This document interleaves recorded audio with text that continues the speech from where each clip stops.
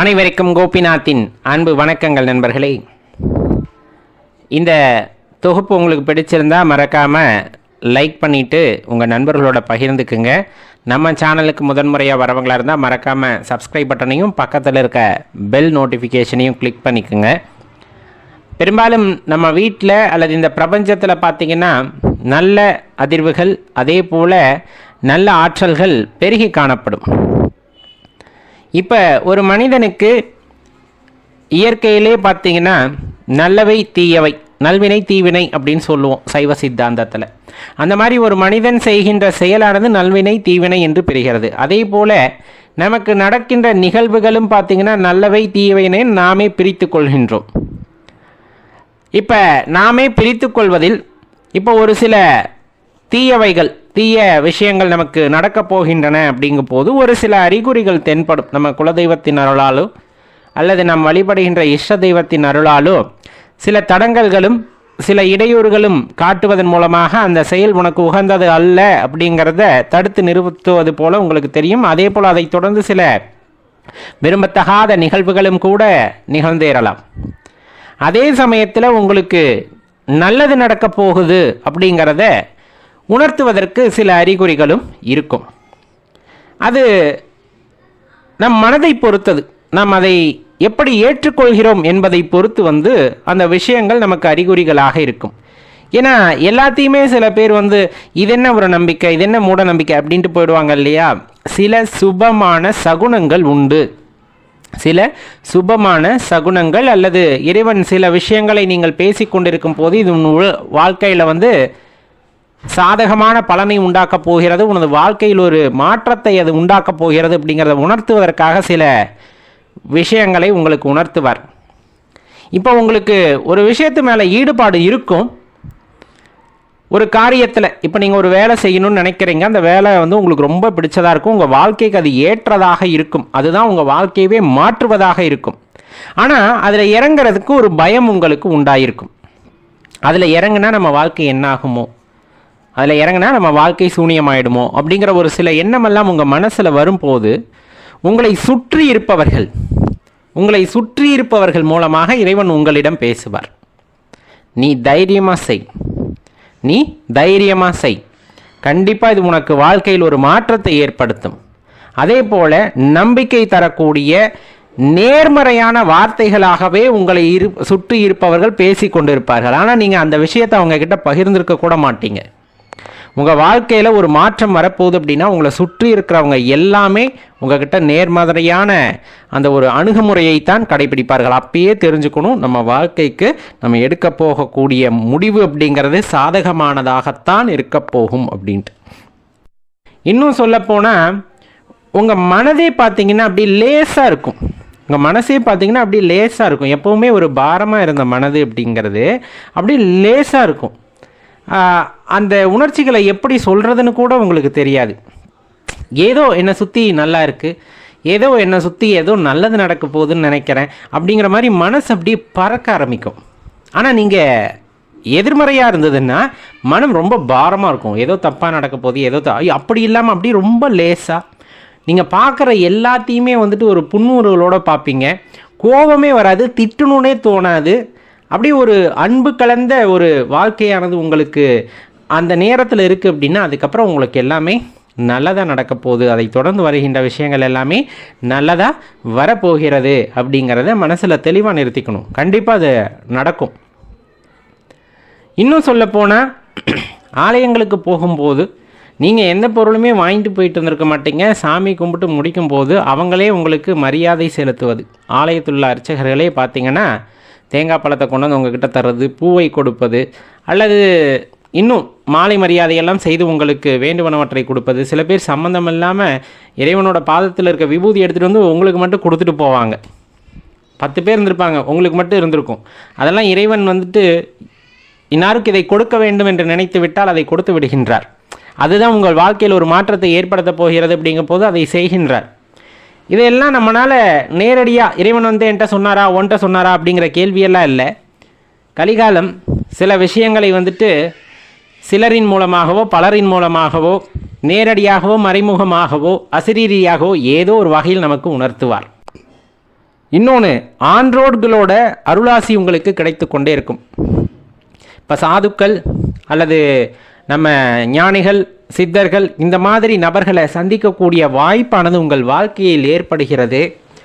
அவர்கள் மூலமாக உங்கள் வாழ்க்கை மாற வேண்டும் என்று இருந்தால் கண்டிப்பாக அவர்களிடமிருந்து நல்ல ஆசிகள் உங்களுக்கு கிடைக்கும். நிறைய பேத்தை பற்றி கேள்விப்பட்டிருப்பீங்க. அதுவும் திண்டுக்கல் பகுதியில் இருக்க மக்களுக்கு நிறையவே தெரியும். அந்த பகுதிகளில் நிறைய சித்தர்கள் வந்துட்டு தெருக்களில், மலையோரங்களில் அவங்க பாட்டு வசித்து கொண்டு இருப்பார்கள். யாரை பற்றியும் கவலைப்பட மாட்டாங்க.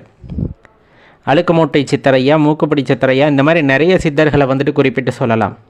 அவர்கள் யாரிடமும் எதையும் வாங்கியும் சாப்பிட மாட்டார்கள், ஒன்றும் பண்ண மாட்டாங்க. ஆனால் அவங்கக்கிட்ட அடி வாங்கினா கூட அடி வாங்குறவங்களோட வாழ்க்கை மாறும் அப்படிங்கிறது நம்பிக்கை. அது நிறைய பேத்துக்கு நடந்திருக்கும் கூட. அந்த மாதிரி ஏதாவது சின்ன சின்ன நிகழ்வுகள் நம் வாழ்க்கையில் நிகழ்கிறது அப்படிங்கும்போது நம்ம வாழ்க்கையில் ஏதேனும் ஒரு பெரிய மாற்றமானது உண்டாகும். அதில் எல்லாம் எந்த சந்தேகமும் வேண்டாம்.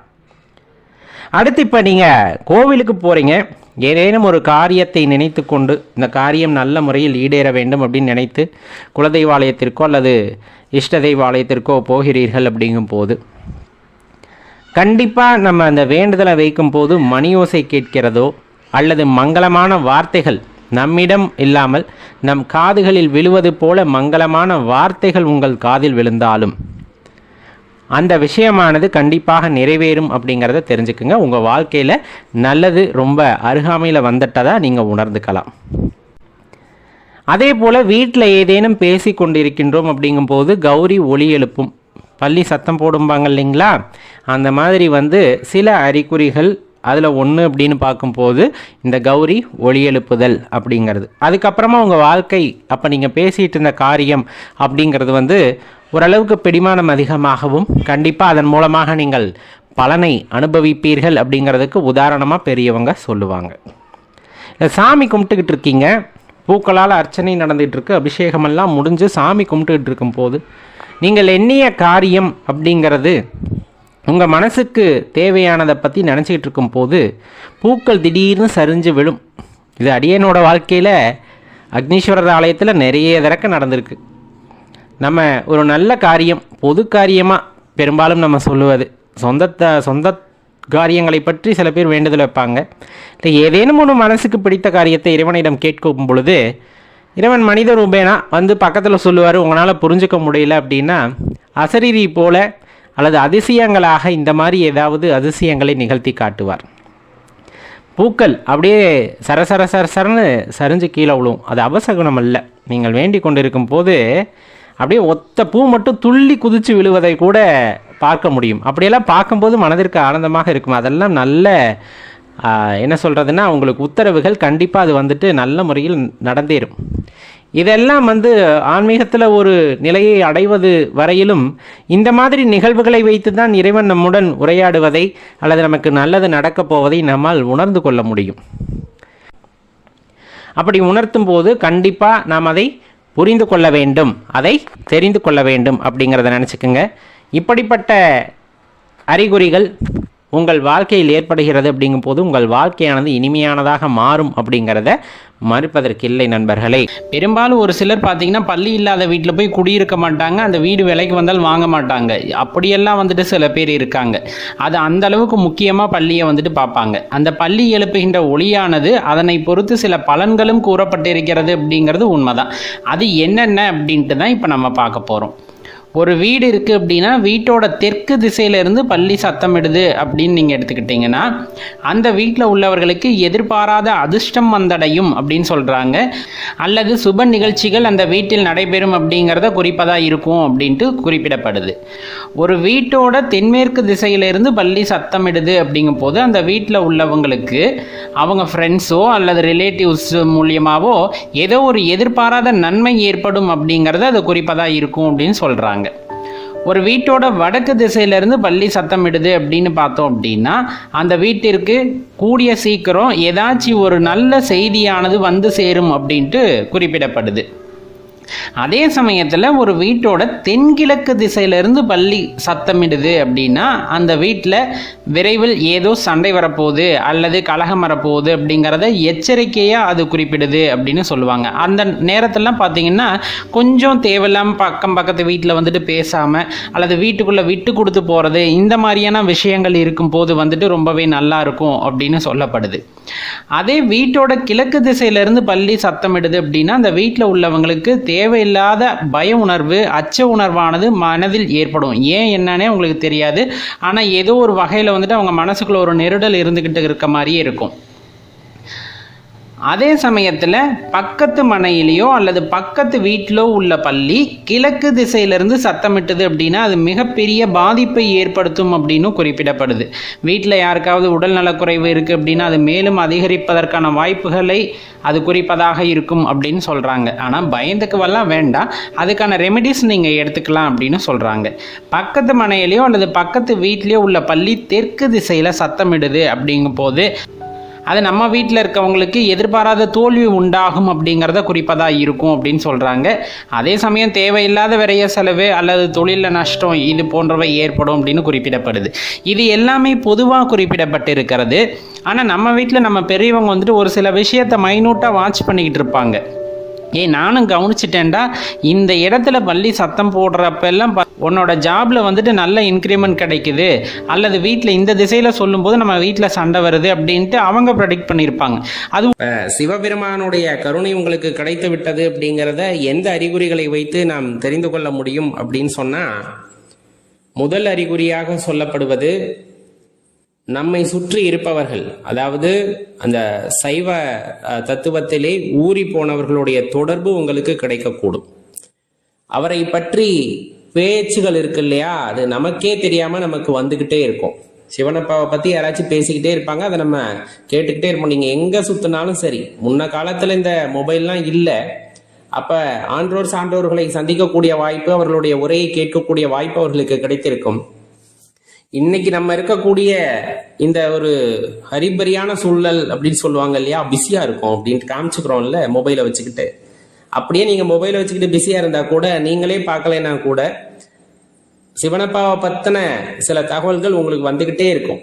வீடியோல தான் காமிக்கிறது இல்லையா ரெக்கமெண்டேஷன், அந்த மாதிரி திடீர்னு உங்களுக்கு வரும். அதை கேட்கும் போது மனசுல ஒரு புத்துணர்வு ஏற்படும், அவரை பத்தி தெரிஞ்சுக்கணும்னு தேடுதல் அதிகமாகும். இதுவரையிலும் ஆலயத்திற்கே போயிருக்க மாட்டோம், நீங்க எங்கிட்டு போனாலும் அந்த ஆலயத்துக்கிட்ட போய் நிக்கிற மாதிரியே இருக்கும். அந்த சூழ்நிலை ஏற்பட்டு கொண்டே இருக்கும். நம்ம கோயிலுக்கே போகல அப்படின்னு முடிவு எடுத்திருந்தாலுமே கூட திடீர்னு முடிவெடுத்து அப்பா காலையில வா போயிட்டு வரலாம் அப்படின்னு கூட்டிட்டு போவாங்க. அதே போல நம்ம போகக்கூடாதுன்னு கூட நினைச்சிருப்போம். இப்ப இந்த பொருள் அந்த கோயில போய் கொடுத்துட்டு வாங்க அப்படிம்பாங்க. நம்ம அந்த ஆலயத்துக்குள்ள போயிட்டாலே முடிஞ்சு போச்சு. நீங்க போய் அங்க உட்காந்து வழிபடணும் அப்படிங்கறதெல்லாம் இல்லை, அந்த ஆலயத்துக்குள்ள போயிட்டாலே முடிஞ்சு போச்சு. உங்களை அறியாமல் மனம் வந்து இறைவனோடு லயத்திற்கு ஆசைப்படும். ஏதாச்சும் அவருக்கு பாடணும், அவரை பத்தி பேசணும் அப்படிங்கிற தன்மை உங்களுக்குள்ள ஏற்படுது. அப்படிங்கும் போதே அவருடைய கருணை பார்வை உங்கள் மீது விழுந்து விட்டது அப்படிங்கறது அர்த்தம். இன்னும் சொல்ல போனா, நம்ம சொன்ன மாதிரி ஆன்றோர் சான்றோர்களுடைய தொடர்பு கிடைக்கிறது அப்படிங்கிறத தாண்டி அமைதியாக மறந்து தியானிக்க வேண்டும் என்ற எண்ணம் படிப்படியாக மேலே வரும். எல்லா உயிர்களையும் சிவமாக பார்க்கின்ற அந்த தாற்பயம் உங்களுக்குள் ஏற்படும். எல்லா உயிர்களையும், அடியேன் கூறுவதை தெளிவாக உணர்ந்து கொள்ளுங்கள், எல்லா உயிரிலையும் சிவபெருமானை காணக்கூடிய, அந்த சிவத்தை உணரக்கூடிய அந்த தன்மையானது நம் மனதிலே ஏற்படும். அப்படி ஏற்படுகிறது அப்படின்னாலே தெளிவா தெரிஞ்சுக்குங்க, இறைவன் நம்மை ஆட்கொண்டு விட்டார் அப்படிங்கிறது. ஏன்னா ஒன்றே பலவாக இருக்கின்றன, அந்த பலவையில் நாம் ஒன்றாக இருக்கின்றோம். அப்ப மீதி இருக்கிற பொருளையும் சிவமாக பாவிக்கக்கூடிய மனது உங்களுக்கு வந்துட்டாலே அது சிவபெருமான் ஆட்கொண்டதைத்தான் குறிக்கும் அப்படிங்கிறத தெளிவா தெரிஞ்சுக்குங்க. என்னைக்கு அவர் ஆட்கொண்டாரோ அன்னையிலிருந்து மற்ற பொருட்களின் மீதோ மற்ற இச்சைகள் மீதோ நம்மளுக்கு என்ன ஆகாது அப்படின்னா ஆர்வம் ஏற்படாது. இறைவனே அப்படின்ட்டு போகும். இதுக்காக பற்றற்ற நிலை அப்படின்னு சொல்லுவாங்க. பற்றற்ற நிலை அப்படின்னா நம்ம என்ன நினைச்சுக்கிறோம், குடும்பம் குழந்தை குட்டி எல்லாத்தையும் விட்டுட்டு காட்டுக்குள்ள போய், அதெல்லாம் பற்றற்ற நிலை அப்படிங்கிறது கிடையாது. அது போட்டு குழப்பி வச்சிருக்காங்க. நம்ம நாயன்மார்களை நீங்க எடுத்துக்கிட்டீங்கன்னா தெரியும், எல்லாருமே பார்த்தீங்கன்னா இல்லறத்தை நலரமாக்கியவர்கள், குடும்பத்தில் இருந்துகிட்டே சிவபக்தியில மேன்மை அடைந்தவர்கள். நாயன்மார்களில் பெரும்பாலும் எல்லாத்தையும் பார்த்தா தெரிஞ்சிருக்கும் இல்லையா? அப்போ குடும்பத்தை விட்டுட்டு போகணுங்கிற அவசியமெல்லாம் கிடையாது. குடும்பத்தில் இருக்கும் பொழுதே நமக்கு அந்த சிவமார்க்கம் அப்படிங்கிறது மேலோங்கும். இதில் பெரிய கொடுப்பனம் என்ன தெரியுமா? ஒரு சில குடும்பங்களில் கணவர் சிவபக்தி உடையவராக இருப்பார், மனைவி அதற்கு எதிர்மாறாக இருப்பார். ஒன்று நாத்திகம் பேசுவாங்க, இல்லை மற்ற தெய்வங்களை வழிபட கூடியவர்களாக. இன்னும் சில குடும்பத்தில் அப்படியே மாற்றி இருக்கும். மனைவி சிவபக்தராக இருப்பார், கணவர் நாத்திகரா, இந்த மாதிரி ஏதாச்சும் இருப்பாங்க. சில இடங்கள்ல 2 பேருமே சிவபக்தியில் இருப்பாங்க, குழந்தை அப்படி இருக்காது. ஆனா இறைவன் ஆட்கொண்ட இடத்திலே பார்த்தா அந்த வழிபாட்டிற்கு முதன்மை கிடைக்கும்.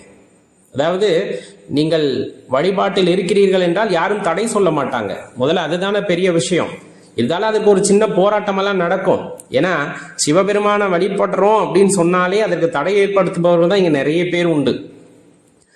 சிவனை வழிபடுறியா அப்படின்னு கேட்காத நபர்களை பார்த்துருக்க முடியுமா? ஆரம்ப காலகட்டத்தில் எல்லாருமே பார்த்துருப்போம். என்ன நெத்தி நிறைய திருநீரை பூசிக்கிட்டு இருக்க, என்ன ருத்ராட்சம் போட்டுக்கிட்டு இருக்க, ருத்ராட்சம் போட்டால் அப்படி இருக்கணும் இப்படி இருக்கணும், என்னமோ இவங்கெல்லாம் இருந்துட்டு வந்த மாதிரி நிறைய சொல்ல ஆரம்பிச்சிருவாங்க.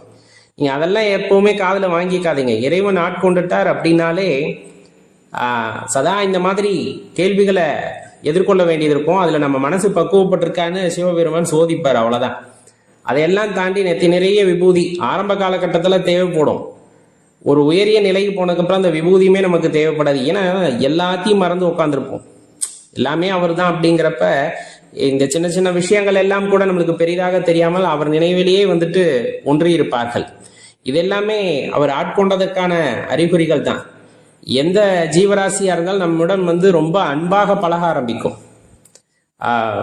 நமக்குள்ள அந்த அன்பு அப்படிங்கிறது வெளிப்பட ஆரம்பித்து விட்டாலே, எல்லா ஜீவராசிகளும் சிவமாக பார்க்கின்ற அந்த அற்புத தன்மை உங்களுக்குள் வந்து விட்டாலே எல்லா ஜீவராசிகளும் நம்மை சிவமாக பார்க்க ஆரம்பித்து விடும். ஏன்னா எல்லா உயிரும் சிவம் தான். சில சாமியாருங்க சொல்லிக்கிற மாதிரி நான் தான் கடவுள், நான் சொல்லி தான் சாமிகிட்ட இருந்தேன் உங்களுக்கு அதை வாங்கி தரப்போறேன், அப்பெல்லாம் இங்க யாரும் கிடையாது. எல்லாருமே கடவுளோட அம்சம்தான். அதை உணர்ந்துக்கிறது இல்லை. எல்லாத்துக்கும் உணர்ந்துக்க கூடிய வாய்ப்பு ஒவ்வொரு காலகட்டத்தில் ஏற்படும். இறைவனிடம் எல்லாருமே தனித்தனியாவே பேசலாம்.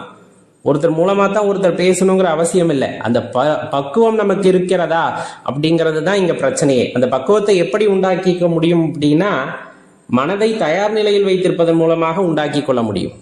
எப்போதுமே இறைவனுக்கான இடத்தை நீங்க மனசுல வெற்றிடமா வச்சுக்கணும், சுத்தமா வச்சிருக்கணும். மனசை சுத்தமான இடத்துல தானே இறைவன் அமருவார். பொதுவா சுத்தமான இருக்கிற இடத்தை நோக்கி தான் நம்மளே போவோம். குப்பையும் குளமா இருக்கிற இடத்துக்கு நம்ம போவோமா? நம்மளே போக மாட்டோம். அப்ப மனசுக்குள்ள வஞ்சகம் இருக்கு, அகந்தை இருக்கு, அகங்காரம் இருக்கு, கோபம் இருக்கு. இந்த மாதிரி குப்பையெல்லாம் மனசுக்குள்ள போட்டு வச்சுருந்தா அங்க இறைவன் எப்படி வெளிப்படுவார்? உள்ள இருப்பார், எப்படி வெளிப்படுவார்? மாட்டார். படிப்படியா கோபத்தை குறைக்கணும், அகங்காரத்தை குறைக்கணும், மமதையை குறைக்கணும். இந்த மாதிரி எல்லா விஷயங்களையும் குறைச்சிக்கிட்டே நம்ம வர்றோம். அப்படிங்கும் போது ஒரு கட்டத்துல மனசு ரொம்ப சுத்தமா மாறும். அது மாதிரி மனசு சுத்தமா மாறிடுச்சு அப்படின்னாலே அங்க சிவபெருமான் வீற்றிருக்கிறார் அல்லது வெளிப்படுகிறார் அப்படின்னா அது அந்த இடத்துல முதன்மையானதா இருக்கும். அப்ப நமக்குள்ள இருக்கின்ற அந்த இறையாற்றல் வெளிப்பட வேண்டும் அப்படிங்கும் போது மனசு சுத்தமா இருக்கணும், அதுக்கு நம்ம தயாரா இருக்கணும். இதெல்லாம் அதனுடைய அறிகுறிகள் அப்படின்னு சொல்லக்கூடியது. சில பேத்துக்கு பார்த்தீங்க அப்படின்னா ஆக்ஞா சக்கரத்துல ஒரு உறுத்தல் ஏற்படும். புருவ மத்தியில ஒரு உறுத்தல் ஏற்பட்டுக்கிட்டே இருக்கும். அந்த ஒரு 3:30 மணி 4 மணிக்கு மேல சரியான தூக்கமே வராது. சதா சர்வ காலமும் அவரையே நினைச்சுக்கிட்டு இருப்போம். அது ஒரு 3:30 மணிக்கு மேலாம் சுத்தமா தூக்கம் வராது. எந்திரிச்சு உட்காந்து ஜபம் செய்யணும் அப்படின்னு தோண ஆரம்பிச்சிடும். அல்லது சும்மானாச்சும் எந்திரிச்சு உட்காந்துருப்பாங்க. ஏன் இப்படி தூக்கம் வராம இருக்கு? இதெல்லாம் சில அறிகுறிகள். நேரத்தை கடத்தாதே, நேரத்தை வீணடிக்காதே அப்படிங்கிறதுக்கான அறிகுறிகள். இறைவன் ஆட்கொண்டு விட்டால் இந்த விஷயமெல்லாம் தோண ஆரம்பிக்கும். அதே போல நம்ம சில விஷயங்களை நம்மளுடைய பிளான்லேயே இருந்திருக்காது. கோவிலுக்கு போகணும் வரணும் அப்படிங்கிற அந்த பிளானே இருந்திருக்காது. சிவாலயத்துக்கு போகணும் அப்படின்னு போற வழியில ஏதோ ஒரு இடத்துக்கு போயிட்டு இருப்போம். அங்கிருந்து டேய் அப்படின்னு கூப்பிட்ற மாதிரி ஒரு சத்தம் கேட்கும். திரும்பி பார்த்தா அங்க ஒரு ஆலயம் இருக்கும். மனசுல ஒரு அலாம் இருக்கும் எப்பவுமே. நம்ம சொன்ன மாதிரி டேய்னா சத்தமாலாம் இல்லை, மனசுக்குள்ள தோணும். பொதுவாக நம்ம பணப்பையில அல்லது பர்ஸில் என்ன விதமான மங்கள பொருட்களை வச்சா வீட்டில் அதிர்ஷ்டம் உண்டாகும் அல்லது அந்த பணம் குறைவில்லாமல் இருக்கும் அப்படிங்கிறத இந்த பதிவில் பார்த்துடலாம். பொதுவாக இப்போ நம்ம பீரோவில் இல்லைன்னா ஏதாச்சும் பையில் நம்ம பணத்தை வைக்கிறோம் அப்படின்னா சிவப்பு நிற பட்டு வஸ்திரம் அல்லது மஞ்சள் நிற பட்டு வஸ்திரம் விரித்து வைக்கிறது நல்லதும்பாங்க. இப்போ பீரோவில் எல்லாம் வைக்கும் போது அப்படி வைக்கிறோன்னா அங்கே கொஞ்சமாக மல்லிகைப்பூ இருக்கணும் அப்படின்னு சொல்லுவாங்க. அது எல்லாமே அந்த வாசம் மகாலட்சுமி கடாட்சத்தை உண்டாக்கும் அப்படின்னு சொல்லுவாங்க. அது போக விரலி மஞ்சள் அந்த இடத்துல வைக்கணும் அப்படின்னு சொல்லுவாங்க. கிராம்பு ரொம்ப முக்கியமானது. பச்சை கற்பூரம் வைக்கலாம் அப்படின்னு சொல்லுவாங்க. இந்த மாதிரி சில மங்கள பொருட்கள் அங்கே வைக்கும்போது பண ஈர்ப்பு ஏற்படும் அப்படிங்கிறது பொதுவாக உள்ள கருத்து. இப்போ நம்ம பர்ஸு அப்படின்ட்டு நம்ம போகிறோம் அப்படின்னா இப்போ இந்த விரலி மஞ்சளையோ அல்லது நம்ம சொன்ன மாதிரி ஏலக்காயோ அல்லது பச்சை கற்பூரத்தையோ உள்ளே வைக்க முடியாத சூழ்நிலை. ஏன்னா அப்படிலாம் வைக்க முடியாது இல்லையா? இயல்பாக நம்ம மணி பர்ஸ் வச்சுருக்கோம் அல்லது வேலெட் வச்சுருக்கோம் அப்படின்னா அதுக்குள்ளே இதெல்லாம் வச்சுக்கிட்டு இருக்க முடியாது. அப்போ அங்கே என்ன பண்ணலாம் அப்படின்னா, பொதுவாக நீங்கள் வேலெட் வாங்குறீங்க, பர்ஸ் வாங்குறீங்கன்னா முதல்ல சொன்ன மாதிரி நீங்கள் என்ன பண்ணலாம்னா மஞ்சள் அல்லது சிவப்பு நிற பட்டு வஸ்திரம் இருக்குது இல்லையா, அதை உள்ளே வச்சுட்டு அதில் நீங்கள் பணத்தை வைக்கிறது அப்படிங்கிறது சிறப்பாக இருக்கும் அப்படின்ட்டு சொல்லப்படும். இதை வச்சா பணத்தை ஈர்க்குமா அப்படின்னா, இது ஈர்க்கும் தன்மை உடையது, மகாலட்சுமி கடாட்சத்தை உண்டாக்கக்கூடியது அப்படிங்கிறது ஒரு நம்பிக்கை. அதன் வகையில் இதை நம்ம செஞ்சு பார்க்கலாம். ஆனால் உழைக்காமல் நம்ம இதை மட்டுமே வச்சுக்கிட்டு இருக்கோம் அப்படின்னா எந்த நேரத்துலையும் பணம் சேராது அப்படிங்கிறதையும் மனசில் வச்சுக்கணும். சரி, பல்வேறு வகையில் நம்ம இதெல்லாம் செஞ்சுருக்கோம். வேறு என்ன பண்ணலாம் அப்படின்னா, எப்போவுமே சில்லற காசு கொஞ்சம் அந்த பர்ஸ்லேயோ அல்லது காசு பையிலையோ அல்லது பீரோலையோ இருக்கிற மாதிரி பார்த்துக்குங்க. அது இன்னுமே நல்லது. அந்த ஒலி, அதனால் உண்டாகக்கூடிய ஒலி அப்படிங்கிறது பணத்தை ஈர்க்கும் அப்படிங்கிறது. எப்போவுமே நம்ம பணம் சம்மந்தப்பட்ட சிந்தனையை கொடுப்போம். அப்படிங்கும்போது இயற்கையாகவே அந்த ஈர்ப்பு அப்படிங்கிறது நமக்கு ஏற்படும் அப்படின்ட்டு சொல்லுவாங்க. அப்போ இதெல்லாம் நீங்கள் பின்பற்றி பார்க்கலாம். இப்போ நம்மளுக்கு பண தேவை இருக்குது அப்படிங்கிற பட்சத்தில் ஒரு சிலருக்கு இது எதுவுமே செஞ்சுமே பணம் வரலை, நல்லா உழைக்கிறாங்க, பணம் தங்க மாட்டேங்குது அப்படின்னா அவங்கக்கிட்ட ஒரே ஒரு வேண்டுகோள் என்னென்னா, நீங்கள் யூஸ் பண்ணுற அந்த பர்ஸ் அல்லது வேலெட் அது இருக்குது இல்லையா, இப்போ சில பேர் லெதர் விரும்பி வாங்குவாங்க. இந்த கலர் வேணும், இந்த மாதிரி வேணும் அப்படின்ட்டு. அந்த பர்ஸில் பணமே தங்க மாட்டேங்குது அப்படின்னா நீங்கள் ஒன்றை மட்டும் முயற்சி பண்ணி பாருங்கள். இனிமேல் லெதரில் எதுவும் வாங்காமல் ஒரு ரப்பர்லேயோ அல்லது சணலில் செஞ்ச மாதிரி இருக்கக்கூடிய பைகளையோ நீங்கள் வாங்கி பயன்படுத்தி பாருங்கள். கண்டிப்பாக அது உங்களுக்கு ஒரு நல்ல விதமான மாற்றத்தை உண்டாக்கும். சில பேர்த்துக்கு அந்த லெதர் அப்படிங்கிறது அந்த தோலில் செய்கிறது இல்லையா, அது ஒத்துக்க மாட்டேங்குது, அனுபவத்துலேயும் பார்த்தது. அதனால் முடிஞ்ச அளவுக்கு அதை நீங்கள் தவிர்த்துட்டு மற்ற பொருட்கள், மாற்று பொருட்கள் நம்ம போயிடும். சணலில் செஞ்சது, கயிறில் செஞ்சது அல்லது துணி பையில் மாதிரி செஞ்சுக்கிட்டாலோ, அல்லது இன்னும் சொல்ல போனால் நீங்கள் ரப்பரில் பர்ஸ் தான் வச்சுருக்கணும், மற்ற துணியெல்லாம் கிடைக்காது அப்படின்னா நீங்கள் ரப்பரில் இருக்க மாதிரியானது வேறு மெட்டீரியலில் செஞ்சதை நீங்கள் வாங்கி பயன்படுத்தி பாருங்கள். கண்டிப்பாக அது உங்களுக்கு பெரிய மாற்றத்தை உண்டாக்கும். அது பண ஈர்ப்பை ஏற்படுத்தி கூட சில நேரத்தில் தரும். அப்படிங்கிறனால இதை செஞ்சு பாருங்கள். கண்டிப்பாக உங்களுக்கு அந்த லக்ஷ்மி கடாட்சம் அப்படிங்கிறது உண்டாகுவதற்கான வாய்ப்புகள் அதிகமாக இருக்கும். ஆனால் எதாக இருந்தாலும் மனசில் வச்சுக்கோங்க, கடினமான உழைப்பு, பிறருக்கு துன்பம் தராத மனது, பிறரை கெடுக்க வேண்டும் என்ற எண்ணம் இல்லாத மனதுக்கு பணம் அதுவாக தேடி வரும்.